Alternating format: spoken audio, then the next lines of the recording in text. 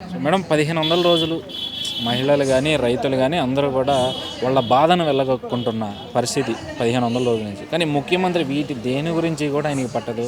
3 రాజధానులే కావాలంటా ఉన్నారు ఇప్పటికీ కూడా. రిషికొండలో నిర్మాణం కూడా చేసుకున్న పరిస్థితి కనిపిస్తూ ఉంది. దీన్ని ఎట్లా చూస్తారు? Build Amaravati save Andhra Pradesh. మాది అమరావతి గ్రామమేనండి, నేలపాడు గ్రామం. నా పేరు నాగలక్ష్మి. 1500 రోజుల నుంచి కూడా మేము ఉద్యమం చేస్తూనే ఉన్నామండి. ఏ రోజైతే జగన్మోహన్ రెడ్డి 3 రాజధానులు అన్నాడో ఆ రోజు నుంచి ఈ రోజు వరకు కూడా ఉద్యమం చేస్తూ ఉన్నామండి. ఎందుకంటే మేం చేస్తుంది న్యాయ పోరాటం, మేం చేస్తుంది ధర్మ పోరాటం. ఎందుకంటే ఇదే ముఖ్యమంత్రి ప్రతిపక్షంలో ఉన్నప్పుడు 30,000 ఎకరాల పైన అవసరం అవుతాయి, అమరావతి నుండి విజయవాడ వరకు రాజధానిగా అంగీకరిస్తున్నాను, ఎస్ ఎస్ ఎస్ అని బల్లగుద్ది చెప్పిన ఈ ముఖ్యమంత్రి ఇప్పుడు 3 రాజధానులు అన్నాడు. అసలు 3 రాజధానులు అంత అవసరం ఏమొచ్చింది? 3 రాజధానులు అనేవాడివి ప్రతిపక్షంలో ఉన్నప్పుడు గవర్నమెంట్ మారొచ్చు, ప్రభుత్వం అధికారాలు మారొచ్చు, వైసీపీ అధికారంలోకి రావచ్చు. అప్పుడు మేము 3 రాజధానులు చేస్తాము అంటే రైతులంగా మేము భూములు ఇవ్వకపోయే వాళ్ళమేమోనండి. ఎందుకంటే ఆనాడు ముఖ్యమంత్రిగా ఉన్నటువంటి నారా చంద్రబాబు నాయుడు గారు సిఆర్డీఏ వాళ్ళ ద్వారా వచ్చి అమరావతి రాజధానికి భూములు ఇస్తే అమరావతి డెవలప్ అవుతుంది, 5.5 కోట్ల ఆంధ్రులకి అభివృద్ధికరంగా ఉంటుంది అన్నారు. కాబట్టి ఆ రోజు మా తాతల తండ్రుల నుంచి వచ్చిన ఆస్తి అండి. నిజంగా ఎంత బాధాకరం అంటే అండి, తినక కూడబెట్టి మా పిల్లల భవిష్యత్తు మాకు ఇక్కడ కనబడుతుందండి. తాత ముత్తాతల నుంచి వచ్చిన ఆస్తి అండి ఇది. మేము ఎందుకు ఇచ్చాము అంటే మాతో పాటు 5.5 కోట్ల ఆంధ్రులు అభివృద్ధి చెందుతారు అని ఇచ్చామండి.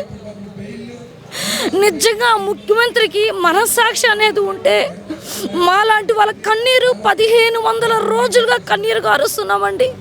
మేము ఈ రోజు వరకు కూడా కడుపు నిండా తిని కంటి నిండా నిద్రపోయిన రోజులు లేవండి.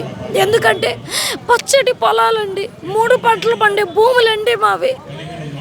అటువంటి భూములు 5.5 కోట్ల ఆంధ్రుల కోసం మేము ఇస్తే మమ్మల్ని పెయిడ్ ఆర్టిస్టులు అన్నారండి. మమ్మల్ని అవమానపరిచారు, మమ్మల్ని కొట్టారు. అమ్మవారి గుడికి పొంగళ్ళు తీసుకెళ్తుంటే మమ్మల్ని అడ్డుకున్నారు, మా మీద కేసులు పెట్టారు. నా పేరు నాగలక్ష్మి అండి, నేలపాడు. నా మీద 13 కేసులు ఉన్నాయండి అమరావతి ఉద్యమంలో. మహిళ కన్నీరు పెడితే భూమి కూడా ఇంకిపోతుంది, బగ్గుమంటుంది అని చెప్పి పెద్దలు అంటూ ఉంటారు. అలాంటి మహిళల్ని ఈరోజు ప్రభుత్వం ఆ రోజు నుంచి ఈ రోజు అంగన్వాడీ మహిళల వరకు కూడా ప్రతి ఒక్కరిని కూడా కంటతడి పెట్టిస్తూనే ఉంది. వాళ్ళని పట్టించుకోకుండా వీళ్ళ పని వీళ్ళు చేసుకుంటూనే పోతున్నారు. కోర్టులను కూడా లెక్క చేయకుండా, కోర్టు తీర్పులను కూడా పక్కన పెట్టి ఈ ప్రభుత్వం చేస్తున్న ఈ దమనగండ ఎప్పటికి అంతమయ్యే అవకాశం? వాడుకలో ఒక మాట ఉందండి, పాపి చిరాయివు అని. ఈ పాపి మా కడుపు మండిపోతుందండి. మేము రైతులంగా ఒకరికి అన్నం పెట్టే వాళ్ళం కానీ ఒకరిని దూషించే వాళ్ళం కాదండి.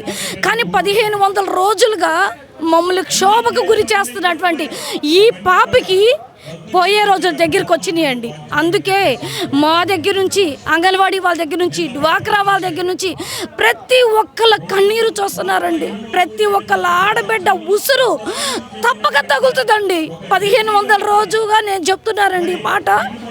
ఎందుకు ఇంత బాధపడతా ఈ మాట చెప్తున్నాను అంటే ఒకళ్ళని దూషించే వాళ్ళం కాదండి. ఎవరన్నా ఆకలితో వస్తే మేము అన్నం పెట్టే రైతులమండి. అట్లాంటి వాళ్ళం కూడా మేము దూషిస్తున్నామంటే ఎంతగా మమ్మల్ని క్షోభ పెట్టాడో దయచేసి 5.5 కోట్ల ఆంధ్రులు అర్థం చేసుకోండి. ఒక్క ఛాన్స్ అంటే ప్రతి ఒక్కళ్ళు అవకాశం ఇచ్చారండి. కానీ ఎవరి వంతు వారండి.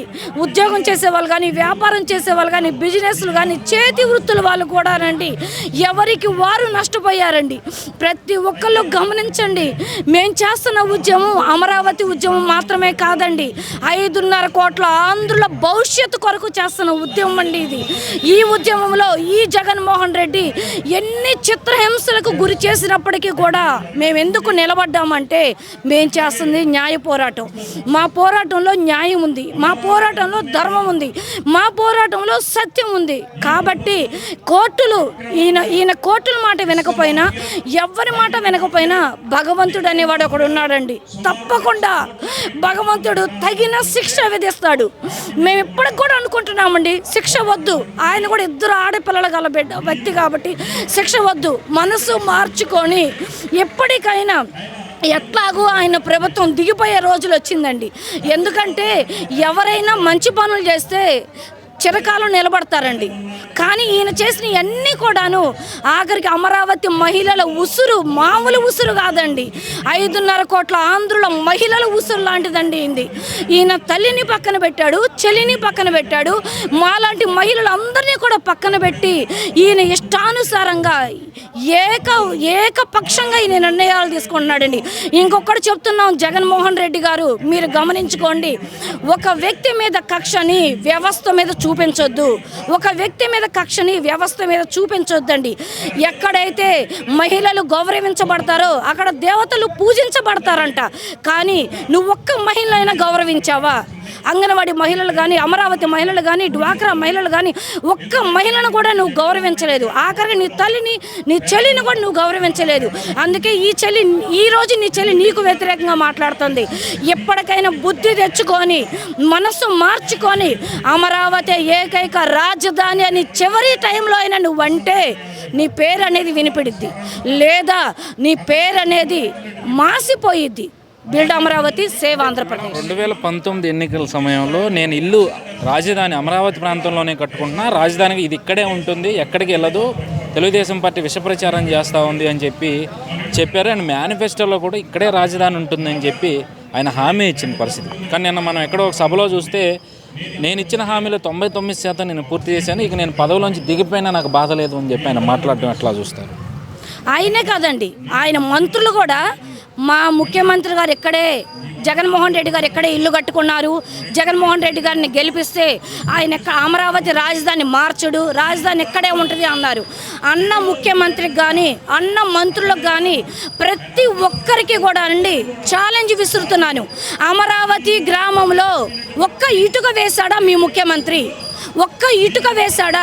కట్టిన బిల్డింగులన్నీ అలా ఉండిపోయినాయండి. ఈ బిల్డింగుల ద్వారా ఎంత నష్టం జరిగిందో. అమరావతి కట్టడానికి డబ్బులు లేవు అన్నాడు, నువ్వు సొంత డబ్బులు పెట్టక్కర్లేదు, అమరావతిని డెవలప్ చేయి, డబ్బులు వస్తాయి, అమరావతి నిర్మాణం జరిగిద్ది. నీకు చేత కాకపోతే రైతులంగా మహిళలంగా నువ్వు మా దగ్గరికి రా, అమరావతి నిర్మాణం ఎట్లా చేయాలో చెప్తాము. అంతేగాని అబద్ధపు మాటలు, బోటకపు మాటలు మీరు మాట్లాడొద్దు. అమరావతిని మార్చును అన్నారు, నువ్వు అన్నావు, నీ మంత్రులు అన్నారు, కానీ అమరావతిని మార్చి 3 ముక్కలు ఆటాడారు. ఇది న్యాయమా? ఇది న్యాయమా అని మేము అడుగుతున్నాము. నిన్నటి సభలో నువ్వు 99% నువ్వు ఇచ్చిన హామీలు ఏమి హామీలు నిలబెట్టుకున్నావు? మొదటిగా నువ్వు ఇచ్చిన హామీ ఏంటి? అమరావతి రాజధానిగా ఉంటుంది అని బల్లగుద్ది నువ్వు నీ మంత్రులు చెప్పారు. అమరావతిని రాజధానిగా ఉంచావా? 3 ముక్కలు ఆట ఆడలేదా? చివరికి మళ్ళీ వైజాగ్ ఒకటే రాజధాని అనలేదా? అబద్ధం మాటలొద్దు. జనాల్లోకి నువ్వు విష ప్రచారాన్ని పంపించాలనుకున్నా జనాలు కళ్ళు తెరుచుకున్నారు, జనాలకి కనువిప్పు కలిగింది. ఇక నీ మాటలు అనేవి వినరు. నీ ప్రభుత్వం పడిపోవటం ఖాయం. అమరావతి సృష్టికర్త, అమరావతి ఏకైక రాజధాని అని చెప్పే వ్యక్తి ఇప్పుడు అధికారంలోకి రాబోతున్నాడు.